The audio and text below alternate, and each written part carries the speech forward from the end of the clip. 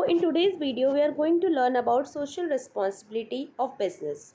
Social responsibility means responsibility of individuals and companies to act in the best interest of their environment and society as a whole.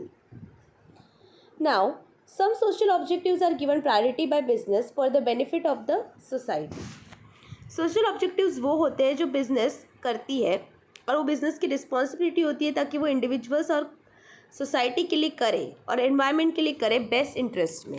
और वो social responsibilities क्या होती है, let us know. First, objective of social responsibility.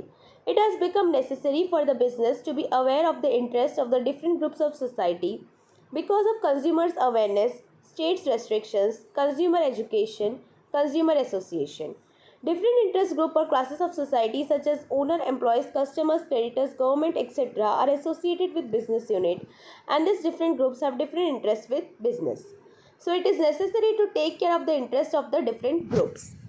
सो जो business है वो abide करता है maintenance of environment, employees welfare act, factory act, consumer protection act. ऐसे बहुत सारे एक्ट है जो बिजनेस जिसकी वजह से चलता है और जिस तरीके से वो social responsibility towards the society कर पाता है. Like now we have example of Indigo Reach. Like Indigo Reach has partnered with various organization including Tamanna, Grow Trees, KK Academy. जो इंडिगो रीच है उसने बहुत सारे ऑर्गेनाइजेशन के साथ पार्टनर किया है जैसे कि तमन्ना, ग्रो ट्रीज, KK एकेडमी और वर्ल्ड मोनूमेंट फंड. और उनकी सोशल रिस्पॉन्सिबिलिटी वो होती है ताकि चिल्ड्रन एजुकेशन का फोकस करे, फीमेल एम्पावरमेंट, एनवायरनमेंट और हेरिटेज को फोकस करे.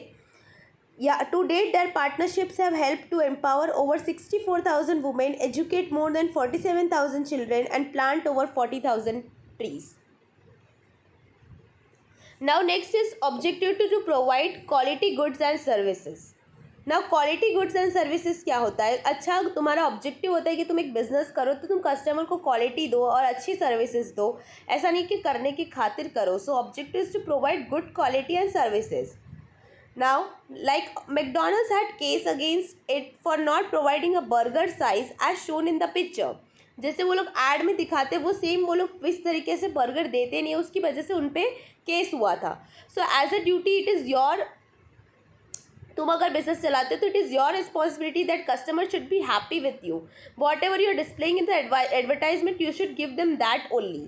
सो that case was registered but then it was sort out later. Now, objective to adopt fair trade practices.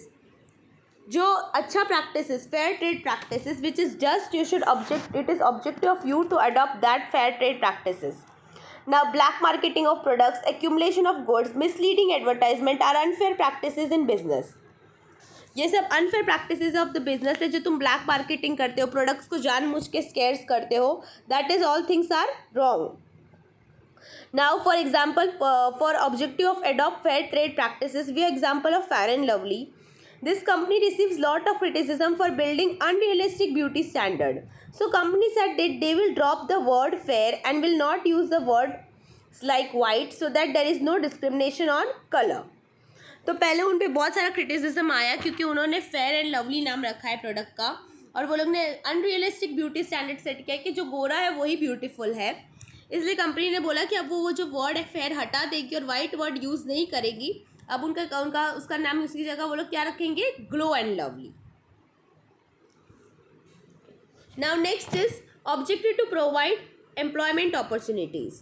The unemployment ratio जो है दिन भर दिन बढ़ता जा रहा है तो सब बिजनेस की रिस्पॉन्सिबिलिटी है कि वो न्यू अपॉर्चुनिटीज़ बनाए एम्प्लॉयमेंट के लिए. जैसे कि खादी और cottage industries commission selects those industries which provide employment opportunities. Preference is given to the establishment of business unit in the backward areas to provide employment to unemployed.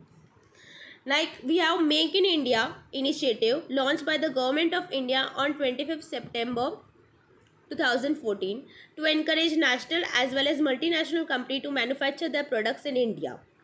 The major objective of Make in India initiative are job creation and skill enhancement in 25 section of the economy. This is it for today. सो ऐसे छोटी मोटी cases तो business में register होते रहते हैं but it is important that you stand up again. जैसे आज मैंने बहुत सारे एग्जांपल्स बताए, कंपनी ने बहुत सारे इश्यूज फेसेस किए जो फेमस कंपनी है वो लोग ने भी इश्यूज फेस किए, लेकिन at the and they stood again. So it is important that you solve the problem and you stand up again. So thank you.